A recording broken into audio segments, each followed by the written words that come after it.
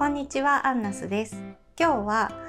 図案の並べ方の説明をしようと思います。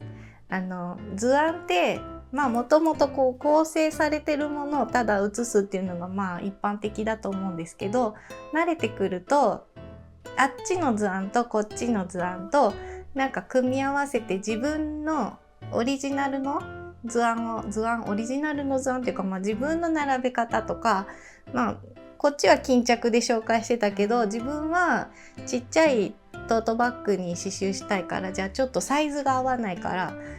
どっか削ってちょっと並べ直してとか、いろいろだんだんやりたくなると思うんですけど、そういう時にどうやって図案を並べ替えるとやりやすいかっていうのをコツみたいなのを説明したいと思います。それでは手元の方にどうぞ。はい、では図案の並べ方の説明をします。この図案無料図案なんですね。ファンボックス、リンク貼っておくんですけど、ファンボックスっていうサイトの中で私は毎月の刺繍っていうのをやっていて、毎月一つずつ図案を上げていっているサイトなんですけど、お金払って中が見れるっていうサイトになっていて、でこれだけお試しで創刊号なんですけどね、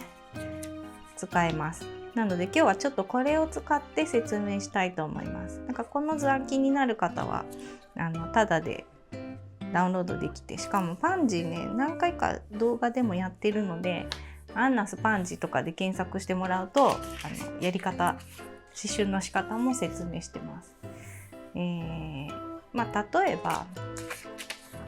普通ってこういう風にカットして、この辺に刺したらどうかなみたいな感じで図案写していきますよね。だけどちょっとオリジナリティ出したい、どうしよう、じゃあちょっと並べ直そうかなって思って、こうやって適当に散らす分には問題ないです。だけどきっちり一直線に並べてみようかなとか、いろいろやってみたい場合ありますよね。で今言ったみたいに、その一直線に並べる場合どうすればいいかっていうと、意外とその定規で測ってなんたらかんたら難しいので、マスキングテープを使います。マスキングテープでだいたいこの辺かなみたいなのをこうやってやっといて、ここね、長さ測りたい方は測ってください。これで下を揃えて並べたいときは、この下のマスキングテープの線と下の線を揃えて待ち針で留める。3姉妹みたいにしようかな。こうやって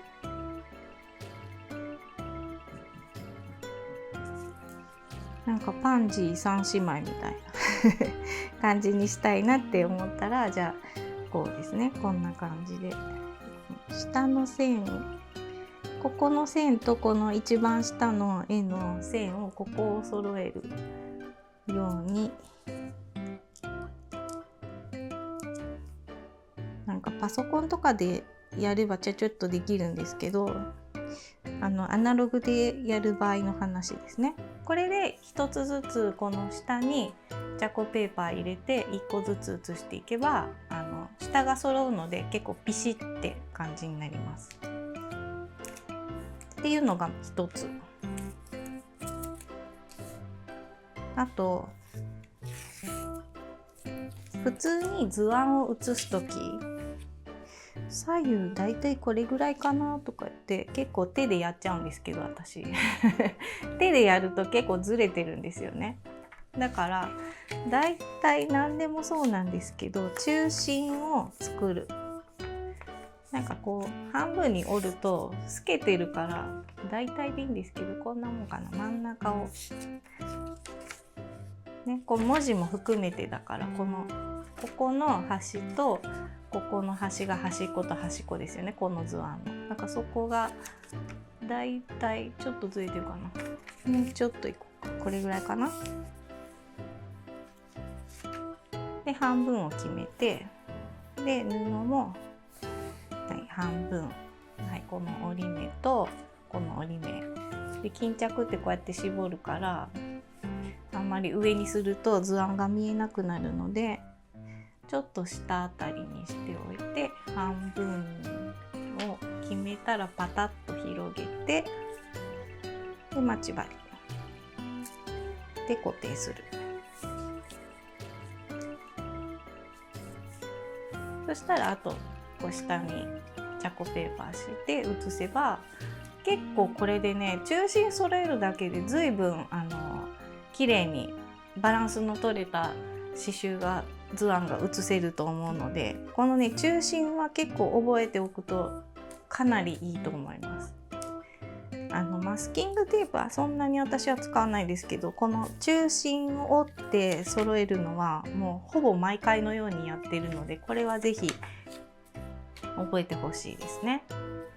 っていう感じで、自分でいろいろこうあっちこっち、今回は一つの図案をばらしてやってみたんですけど、なんか